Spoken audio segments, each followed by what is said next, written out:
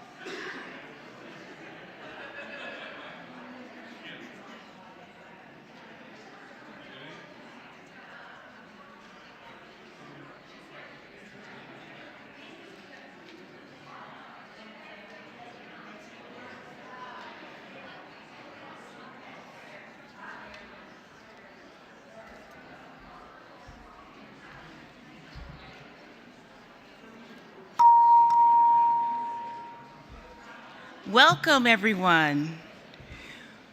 We're going to open with our hymn of the month, For All That Is Our Life. Please rise and embody your spirit.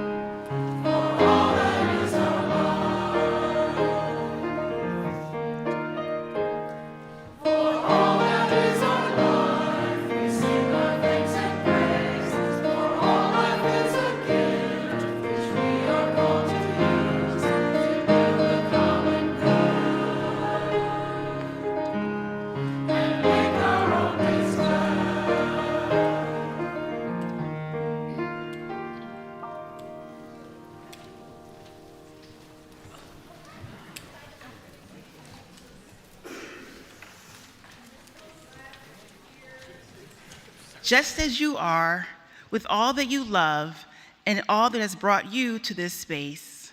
I'm Reverend Joyce, and my pronouns are she, her, and hers.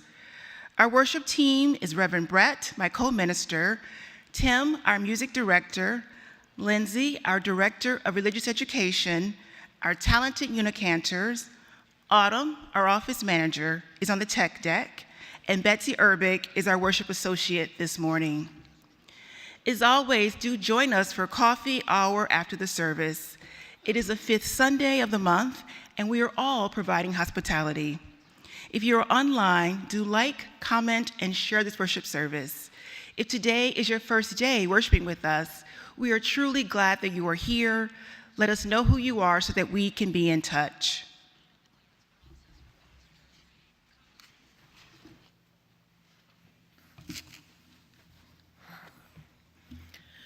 I'm Betsy Urbick, and my pronouns are she, her, and hers. We are worshiping in the homeland of the indigenous Ho-Chunk and Potawatomi peoples, and are humbled to be on this sacred ground. This land This country, this liberal faith, and our very lives are inherited from the complicated intersections of oppression, freedom, resistance, migration, war, justice-making, and hope. From these legacies, we learn, grow, seek repair, give thanks, and build a better world for those who will inherit our choices. Ha-ho, Heini Pai. That's hello and welcome in Ho-Chunk. We gather today for worship, and as we gather, we join in our sacred ritual. The flaming chalice is the symbol of our faith, a beacon of truth, a fire for justice, a warmth for the soul.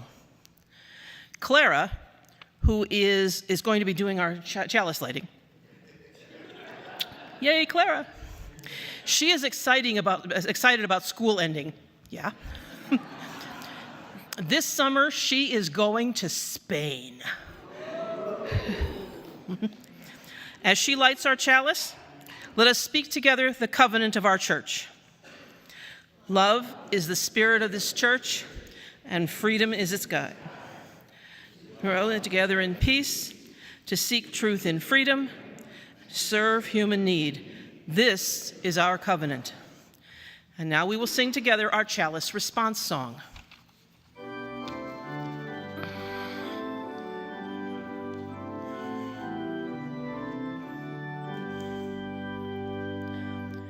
May love shine forth us today. May light of reason guide our way. May beauty, truth, and joy become a flame that burns in everyone.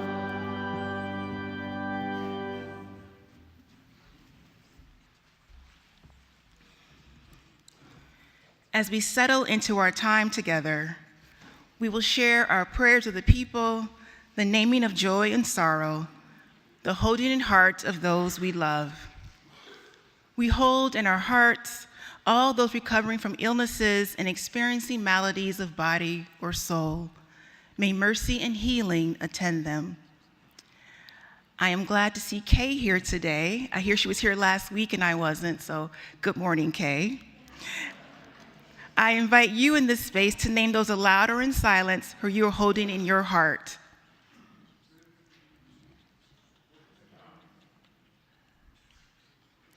I invite you now to turn and greet your neighbors in fellowship.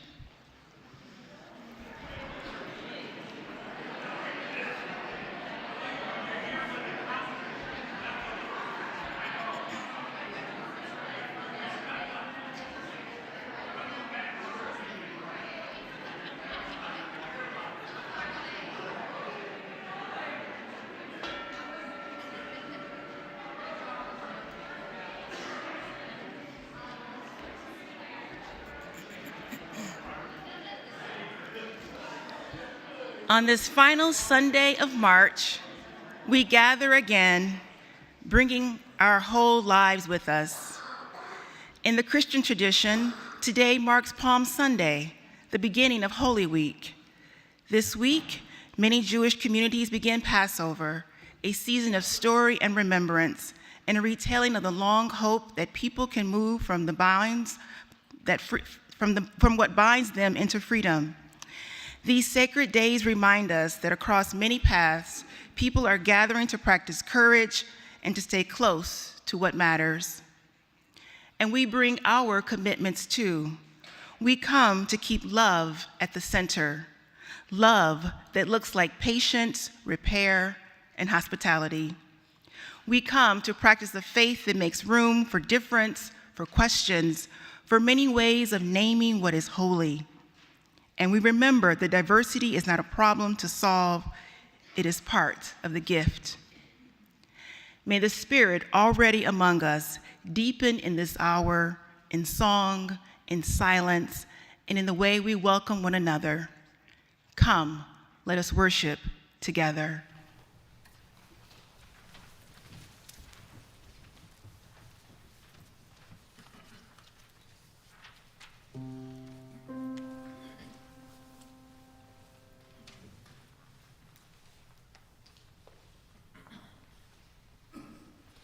May we be open to this love.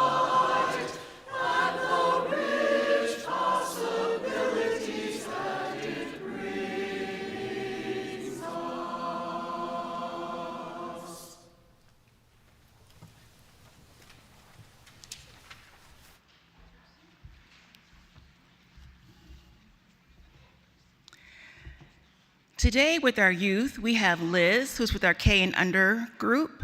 Kim and Lisa are with our 1st through 3rd graders, and Aisha and Spitty are with our youth group. Welcome Aisha to the youth group team.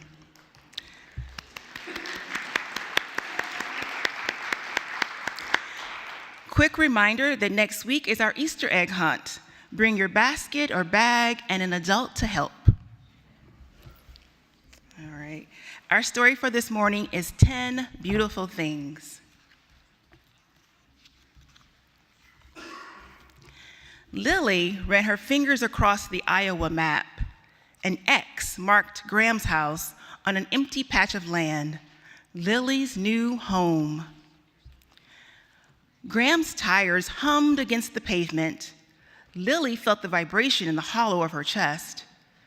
Let's try to find 10 beautiful things along the way, Graham said. Lily turned her eyes to the window. There's nothing beautiful here, she said.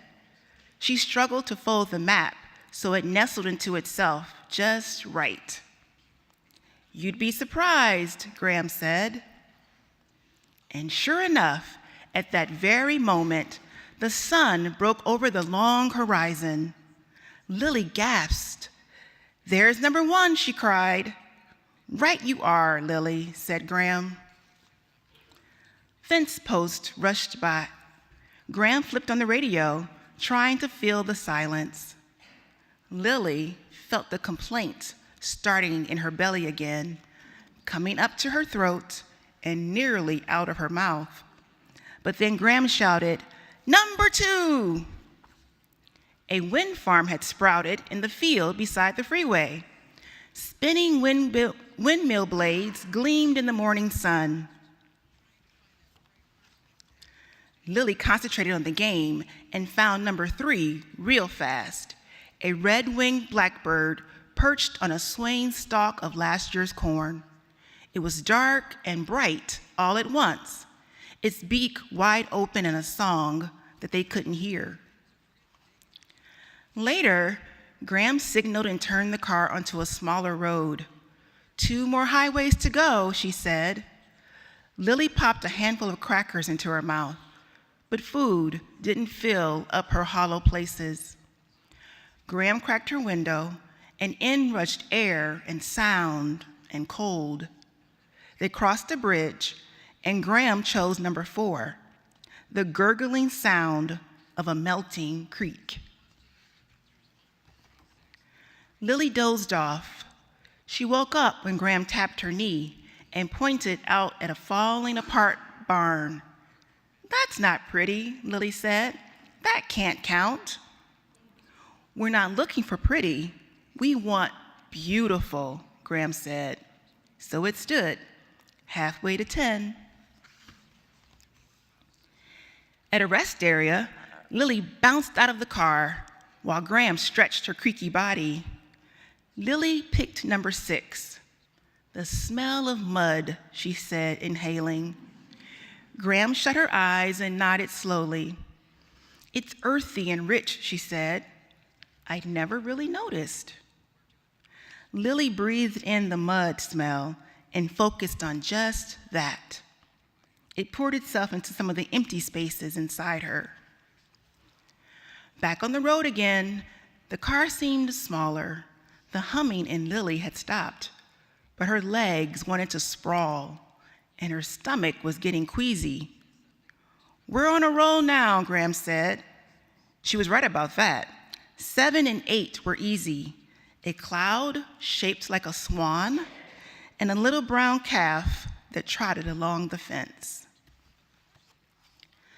Miles and miles later, they turned onto the last road, and the clouds began to draw close. The sky grew dark. The earth rumbled. Suddenly, the air exploded in bright flashes. Cloud banks traded lightning back and forth, showing off. Number 9, Lily whispered. There was no room for other words. The storm took up the whole world, and it filled Lily up too. She was here with Graham, and for a whole minute, that was all that mattered. On they drove. Almost there, not far now. When they'd been almost there for a long time, Graham braked, eased the car down a crumbling driveway, and parked in front of the farmhouse. "Here we be," she said, through the drum of the rain. "Home." "But we only made it to 9, Lily said, slumping in her seat. "Nope, 10's easy." Graham came around with the umbrella, and Lily stepped out of the car. "We're 10, Graham said. Lily sank into her familiar hug. None of this was easy. Maybe it would never be easy, but she belonged with Graham now. She belonged here now. This place wasn't empty, and neither was she. Let's sing the first verse of This Little Light of Mine as we sing our children and youth on to their classes.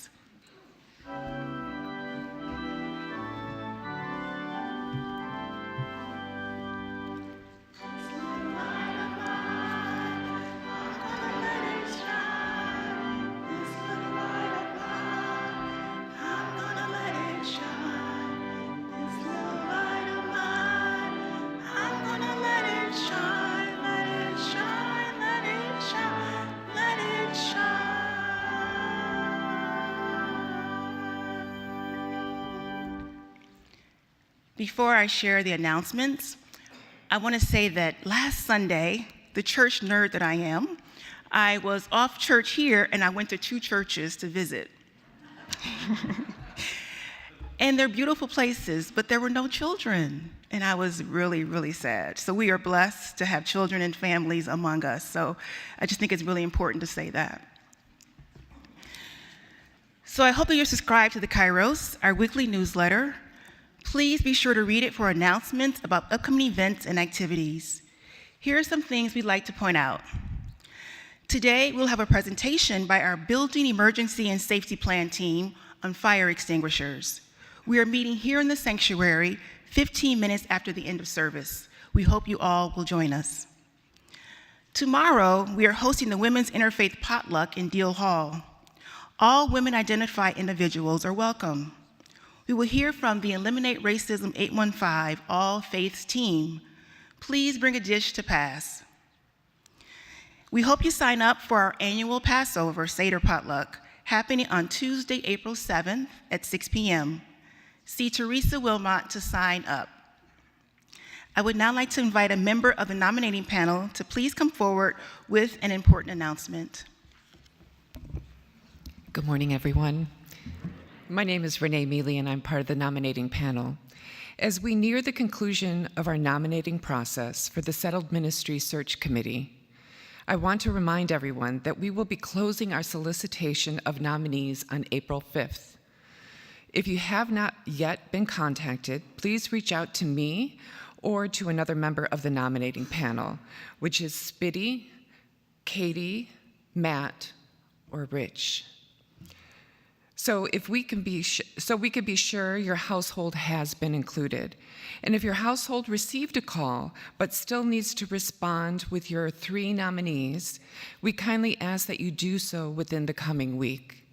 Thank you all for your thoughtful participation in this important process and for helping to shape the future of our congregation.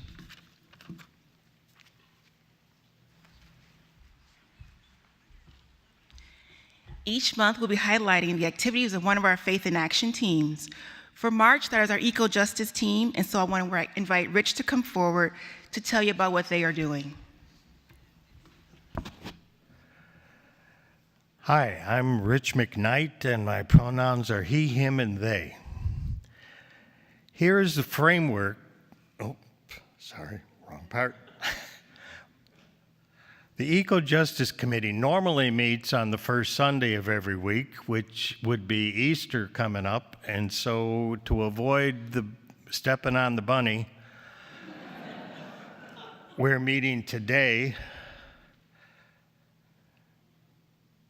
after the service in the library. We will be talking about the possibility of a spring grounds cleanup. Many of you probably have no idea how large and what an amazing piece of land and nature we are surrounded by, and it's time for us to get out there and clean up some things, and we'd really enjoy having more of you out there with us. We now take up an offering to support work of the justice and mercy in the world. 80% of what's collected today will go to the Northwest River Valley chapter of the Sierra Club. Northwest River Valley's group is committed to the protection of wild places, natural resources, and environmental education in northern and northwest Illinois. Thank you for your generosity. The offering will now be given and most gratefully received.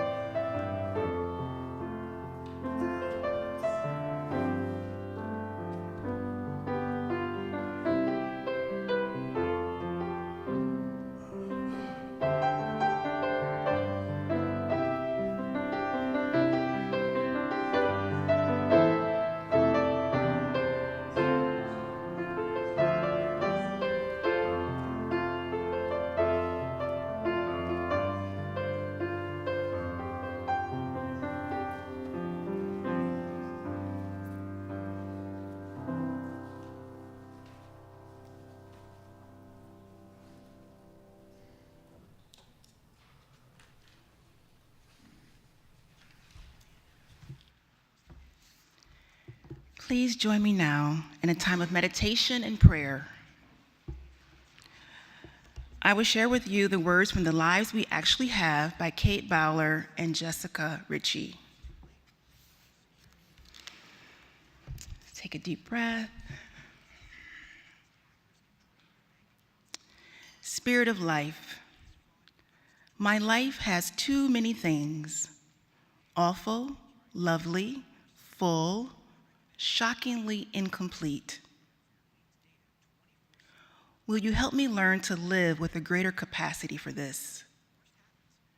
Living in the tension between a life that has worked out and one that has gone to hell in every handbasket. Let today be a divine exercise of yes and. Yes, I have so much to be thankful for, and this hasn't turned out like I thought it would.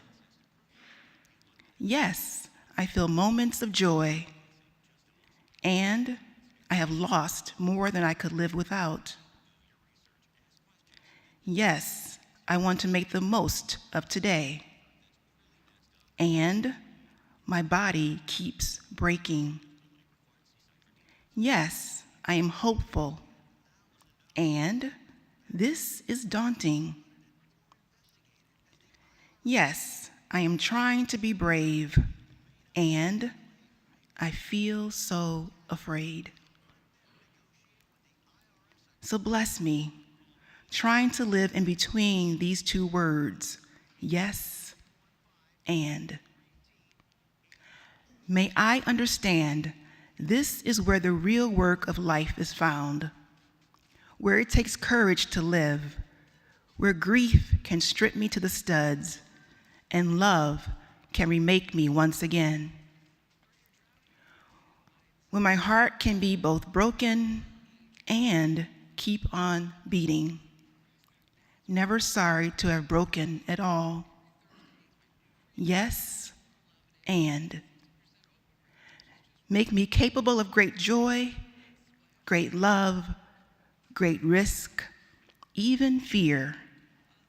And as you expand my heart with this yes and today, may it be so. Let us now sit together for a moment of silence.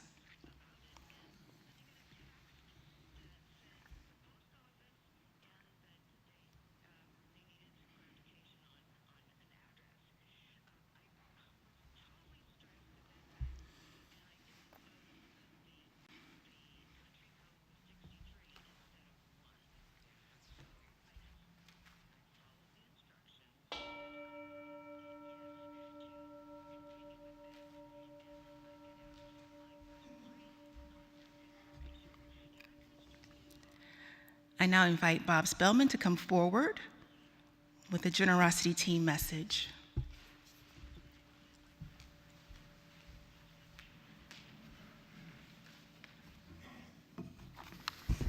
Good morning. As Joyce said, my name is Bob Spellman. I've been on the board for 4 of the past 5 years. The first 2 were as clerk, and the last 2 have been as treasurer. And it's been a real honor and treasure to be part of that, because you get to see the inner workings of this church. You get to see where the money comes from and where it goes to. Everything we buy here at the church comes from the stewardship drive. I say buy in air quotes. It includes office supplies and the electricity for this building and for salaries for the staff and snow plowing. Anything that we spend money on, we do it, we have to plan for it, and we plan for it as best we can. 2 Sundays ago, we all heard Brett say that this congregation is in good shape financially, and that's true. But across the UU region, we're kind of an exception. Most other UU congregations are suffering to some degree. In fact, there's 2 large congregations in the Chicago area that are considering going to half-time ministers. I tell you this not to scare you. Even though we're doing well, now is not the time to let up. Now is not the time to become complacent. This coming year, we're going to have some additional expenses associated with the search for the new subtle minister. There's going to be travel for the search committee, and we want to be in a position to offer this person fair and competitive salary. And as always, behind us all creeps inflation. We know everything goes up every year. So think about what the value of this church is to you. You can think about it on 3 levels. The first is the close personal relationships we all have with another person here at the church. The second is the church as a community and all of the friendships and associations we've made with other groups within the church and the good that all those subgroups do for everyone in this church. And then think about what UU means to our local community, for Rockford. The theme for our stewardship drive this year was imagine, the word imagine. Imagine if we didn't have those things. I think it's safe to say that everybody has received their packets in the mail, hopefully. And the third page is the most important. It looks like this. I know you can't read it way in the back. I didn't expect you to, but I want you to focus on this black square. That's a QR code. And I speak like I'm a know-it-all techie, but I guess I'm speaking to the people that have white hair like me more than anybody else. This is, all you need to do is with your phone, take a picture of this square. And you know that you've got it centered in the camera right when little yellow lines appear around the corners of the square. And also at the bottom, there'll be a little yellow button up here that says Church Center. Press that like you're taking the picture. And lo and behold, it takes you right into the Church Center where you can do your pledge online. Now, if anybody has any trouble, if any of you have any trouble with that, don't be afraid to please reach out to anybody on the stewardship committee or anybody on the board. And if that all fails, we've got a fantastic backup in the office named Autumn. She'd be glad to help any of you with any of this. So, give generously. We've got a good thing going here. Let's keep it going. Thank you.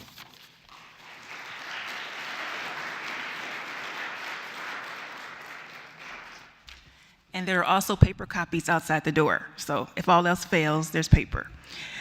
So please rise and bow to your spirit for our hymn, May Your Life Be as a Song.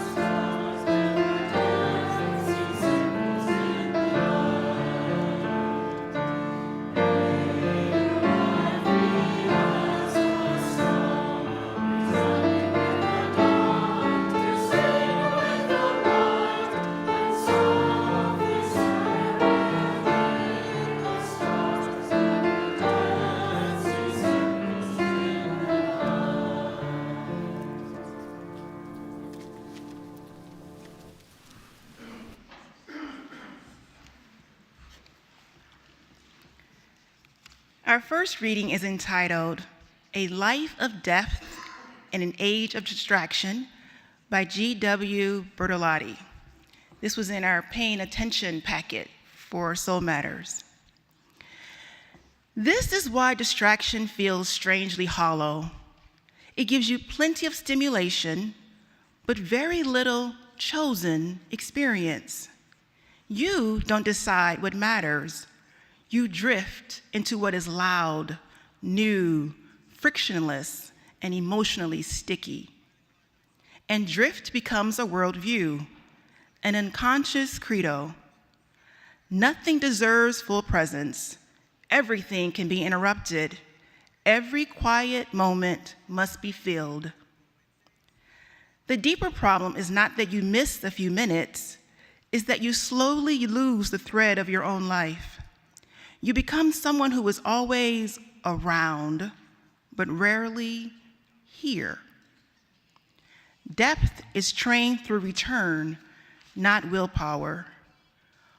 Most people imagine depth requires a dramatic lifestyle change, a retreat, a reset, a new identity as a calmer person. William James is more practical and honestly more humane. He doesn't describe the ideal mind as one that never wanders. He describes a formed mind as one that can come back. Quote, the faculty of voluntarily bringing back a wandering attention over and over again is the very root of judgment, character, and will. That sentence changes the emotional tone of the whole struggle. If your attention wanders, you're not broken, you're human. The work is not never drift. The work is the return over and over, without shame, without theatrics, without turning the moment into a moral crisis. Return to the page. Return to the conversation. Return to the breath. Return to the one task you said mattered. Our next reading is a poem entitled Mindful by Mary Oliver. Every day I see or hear something that more or less kills me with delight, that leaves me like a needle in the haystack of light. It is what I was born for, to look, to listen, to lose myself inside this soft world, to instruct myself over and over in joy and acclamation. Nor am I talking about the exceptional, the fearful, the dreadful, the very extravagant, but of the ordinary, the common, the very drab, the daily presentations. Oh, good scholar, I say to myself, how can you help but grow wise with such teaching as these? The untrimmable light of the world, the oceans shine, the prayers that are made out of grass. In a final reading, the mission statement of Life magazine. To see the world, things dangerous to come to see behind walls, draw closer, to find each other and to feel. That is the purpose of life.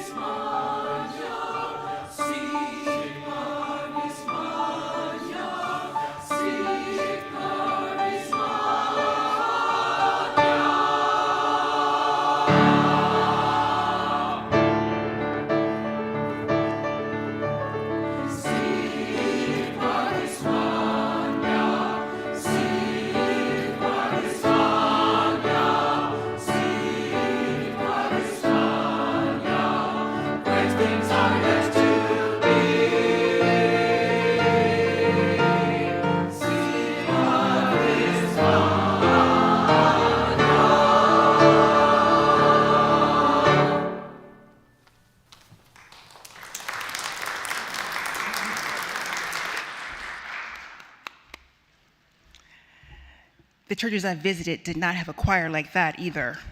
Just saying, I'm just saying. So I want to start with an acknowledgement. Sometimes I'm not great at paying attention. I'm trying to get better, but there are days when it is truly a challenge. Of course, my phone doesn't help, obviously. But even when my phone is away, my brain can still find a way to leave the room.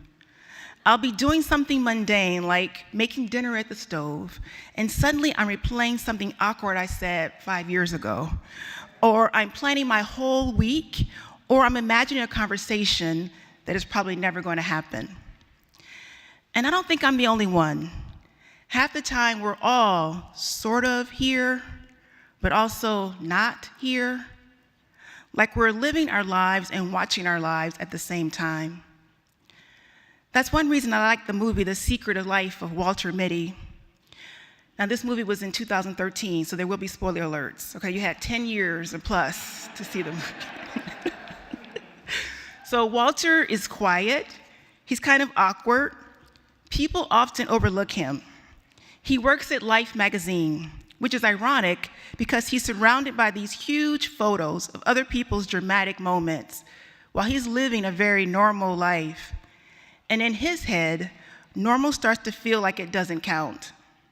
So he escapes. He daydreams. His daydreams are wild. He's confident. He's brave. He's the hero. It's funny and way over the top. It's also a little sad because you can see why he's doing it. He wants his life to feel big. He wants to feel like he matters. And if I'm honest, I relate to that more than I want to admit. Not the exact daydreams, but the feeling behind it. Like I'm waiting for some moment that will finally make me feel fully alive. Maybe even something that will impress my kids. I think many of us carry some version of that hope. Like, if I can do something big enough, maybe I won't feel so small. What I like about the movie is that Walter's real life already has meaning. Even without all the big adventures, his life is already full. He's thoughtful and caring with his mom. He loves and accepts his quirky, creative sister. He has a good job as a photo processor at an important magazine. And he's really kind to the people around him. But he can't see it. He's measuring his life with the wrong ruler. In Walter's head, a meaningful life looks loud. It looks like an action movie. Walter's goodness and steadiness aren't rewarded by most of his coworkers either. He's made fun of, ignored, and taken for granted, none of which helps him feel or see his value. But when an important negative, the one chosen for the final cover of Life magazine, goes missing, Walter is determined to track it down. He goes out and actually has some amazing adventures as he tries to find the famous photographer who sent the photo. And then there's the snow leopard scene. The snow leopard is hard to find. That's the point. It blends in. You can stare right at the landscape and still miss it. And when they finally see it, Walter sees it, the photographer sees it. It's this rare, quiet moment in the film. And the photographer doesn't take the photo. I repeat, he does not take the photo. He basically says, sometimes I don't take the picture. Sometimes you just watch. The photographer believes perfect moments need to be appreciated and savored, not captured. That moment got me because I'm the person who forgets to take pictures, and I beat myself up about it later. Like, why didn't I capture it? Why don't I have proof that I was there? But I think part of that goes way back for me. In high school, one of my best friends was the official, unofficial photographer of our whole group. This was back in the day when you had to remember to bring a camera. If we were together, they were the one catching it. So I never really had to think about taking pictures. I just assumed somebody's recording this. Somebody will remember it for us. And then, after graduation, I had this weird thought that surprised me. who's going to record my life now? Like, who's going to make sure these moments don't disappear? Having a phone camera today does make it easier, technically. I can take a picture anytime, but honestly, I still miss capturing a lot of moments, especially the good family ones where everyone is there. We were recently at my mother-in-law's house celebrating my husband's birthday. She made this really, really beautiful meal. His brother and his wife were there, and it's one of those evenings that feels simple and good, a nice home-cooked meal. And then we got home and I said, we should have taken a picture. We were all together. And I don't even say that because I'm trying to build some perfect scrapbook. It's more like I want to remember that it happened.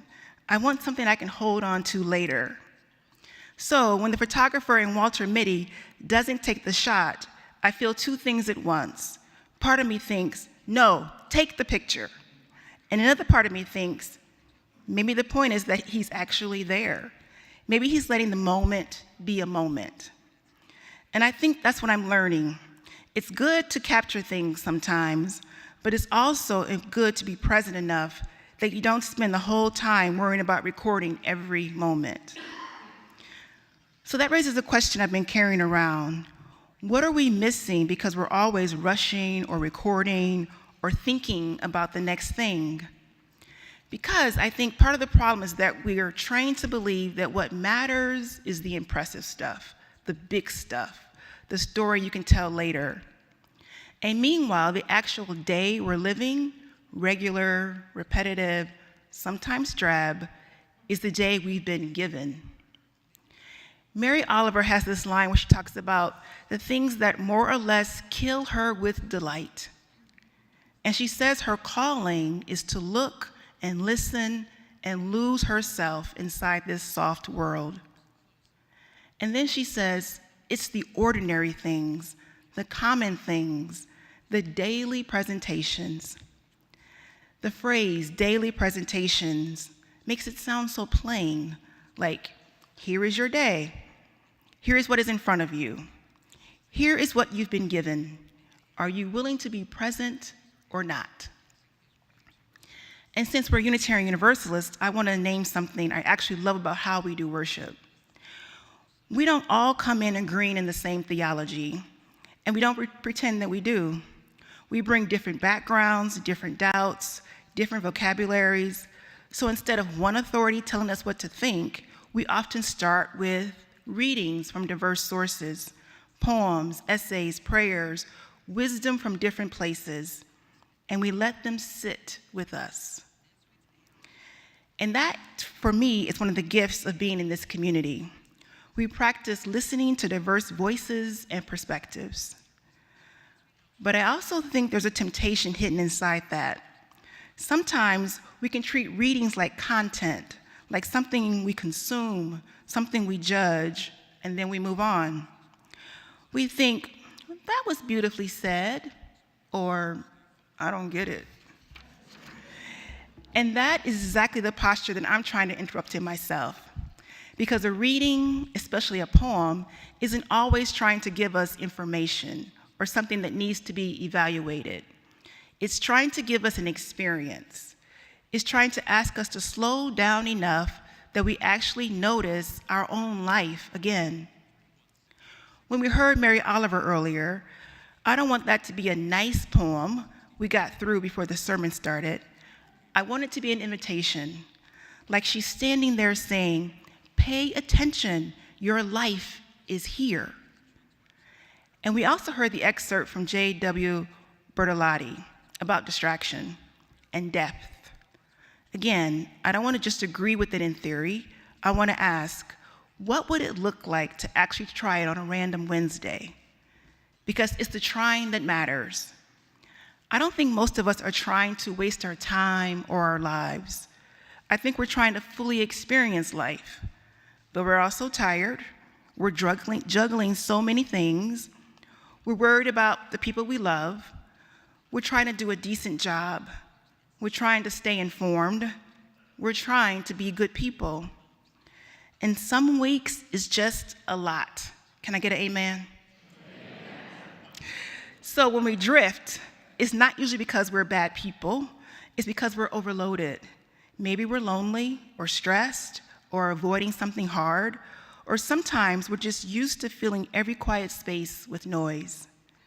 Sometimes I'll sit down because I have a few minutes, and in my head I think, okay, I'm gonna rest. That's the plan. But my mind does this thing where it starts scanning for what I forgot. I start thinking, there is something I'm supposed to be doing. And I'll check my calendar, like the answer is hidden there. I'll ask my husband, am I forgetting something? And even if the answer is no, my brain will offer me options. I could clean out my car. I could organize my desk. I could do one quick errand. I could get ahead on something. That's never gonna happen, but anyway, I could. None of these ideas is bad. Some of them are probably good ideas, but the feeling underneath it is that constant message that you don't get to just be here. And that's the drift. I've discovered the tiny spiritual practice inside the moment is noticing it early enough to do something different. Maybe I need quiet. Maybe I need a drink of water. Maybe I need to stare out the window for 1 minute and let my mind settle. Maybe I need to text one person I love instead of doing 5 little tasks that don't actually feed me. That's what I think is meant by chosen experience. It's not that everything has to be productive, it's that you're living your own life on purpose instead of letting the day drag you around.